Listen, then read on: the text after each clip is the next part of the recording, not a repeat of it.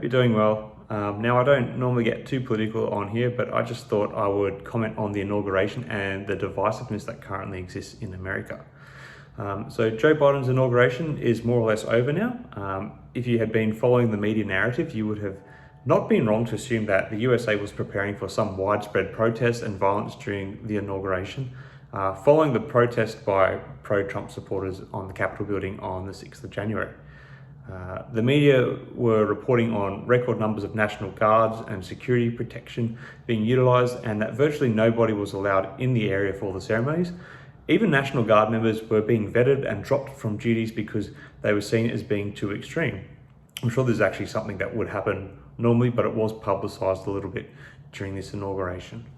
And they said 12 National Guard troops were removed from security duties at the Capitol for the inauguration after questionable behaviour was detected in their past during security screening. Army General Daniel Hokanson, Chief of the National Guard Bureau, said Tuesday 2 from that group had made inappropriate comments or texts about President-elect Joe Biden's inauguration. Pentagon spokesman Jonathan Hoffman said, but not all 12 have ties to extremist groups, he said. Glancing through USA Today's coverage of the event, the expected violent uprising across the country would seem to be very much a non-event. Lots of security for protesters at state capitals across the nation. Warnings of possible violence had been issued for state capitals as the US Capitol and most states ramped up security as well. Temporary fencing, roadblocks and National Guard soldiers were more rule than exception, but no violence and few protests were reported in Kansas. 2 protesters showed up at the State House in Topeka, 1 pro-Trump and 1 pro-Biden. At North Carolina's state capitol building in Raleigh, fewer than a dozen protesters encountered a blanket of law enforcement. And the article sort of finishes with a quote, doesn't say from which person, but "It's peaceful and I don't mind the police," said Connor Buford, adding that he feared Biden's presidency will mean losing a way of life. There was a bomb threat called into the Supreme Court hours before the inauguration. Which turned out to be a hoax. Not that the context is the same, but as a teacher, I've worked through 4 bomb scares in my career, so I think this warning would be taken with a little more severity, but really a bomb scare is literally someone picking up the phone saying there's a bomb in the building.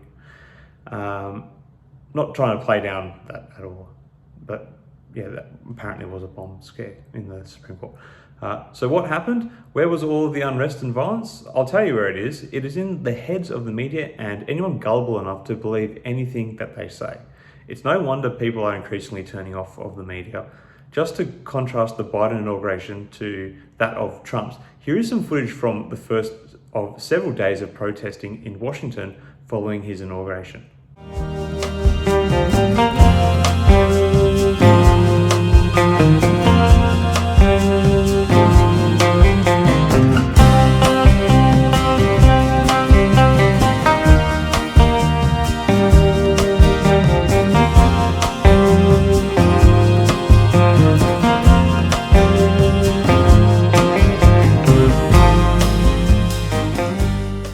There were mass protests for days across the country. Trump hadn't even done anything except win an election.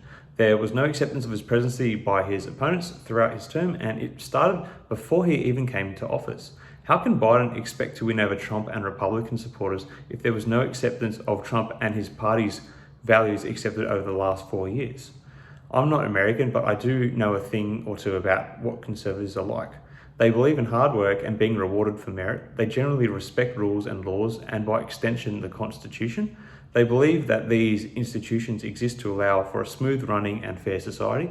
Protesting would be warranted when one of those values is called into question. They are not the anarchist types who believe their life's mission is to try to overthrow the government unless the government is perceived as being evil or against the values of society. By and large, conservatives are not going to start trends such as "Joe Biden is not my president" or "I'm leaving for Canada," or engage in destructive protests just because their candidate didn't win. They will accept Biden as president. They might not like him, but they will live with it and let the polls do the talking in 4 years' time. If Biden really wants to heal America like he professes to do, he's going to need to be respectful and considerate of the values of both sides of the political spectrum. He can't have members of his party calling out that these people need to be re-educated or blacklisted or let go from their jobs just because of their political opinions, as certain members of their party have been calling for. AOC. If he wants to heal the country, Biden needs to be compromising in his approach, and the media really needs to dial it down and start reporting more fairly. Otherwise, this toxic divisiveness that is plaguing the... If Biden really wants to heal the country, he needs to be compromising in his approach, and the media really needs to dial it down and start reporting more fairly. Otherwise, the toxic divisiveness that is plaguing the great nation of the USA will be set to continue for the next 4 years. I will leave you with a small portion of Al Jazeera's coverage of the protests 4 years ago during the Trump inauguration. This little snippet reflects a bit of hope and ideas for how America could possibly work towards a sort of healing. Why couldn't this have happened? And why can it not happen now? Let me know what you think in the comments below. Thanks for watching. See ya.